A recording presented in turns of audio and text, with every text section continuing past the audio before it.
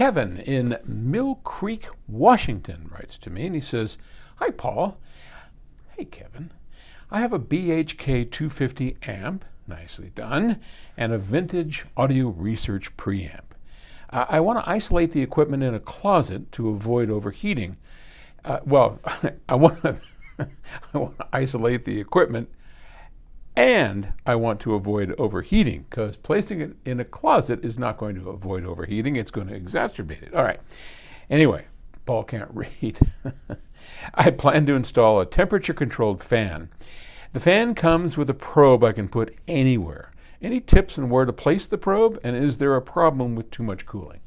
Okay, so no, there's not a problem other than noise with too much cooling. I've got the same sort of thing. In our home theater, I have a closet with, oh boy, 2 power plants, big home theater, surround sound processor, and 12 channels of amplification, all in a rack, and a projector. And all of that makes quite a bit of heat.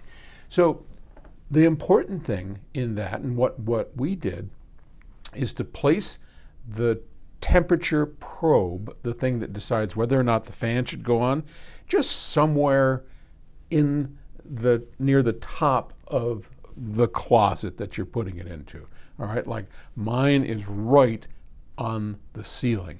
And as you know, heat rises. So what I want to do is I want to make sure that once the heat gets to a certain temperature, and it's going to be the hottest up here, the fan turns on and brings fresh air and exits the hot air.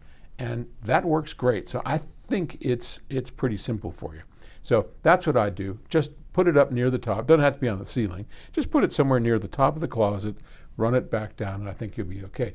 Do make sure that you have a way for the air to get in. Like in my system, I've got just a vent that we went down to Home Depot and bought, just a vent at the bottom, and then the fan sucks out from the top. So you bring the air, the fresh, cool air in from the bottom, and out she goes into the top, okay?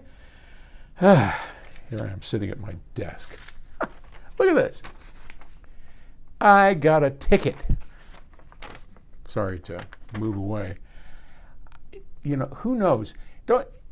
Normally, somebody sends you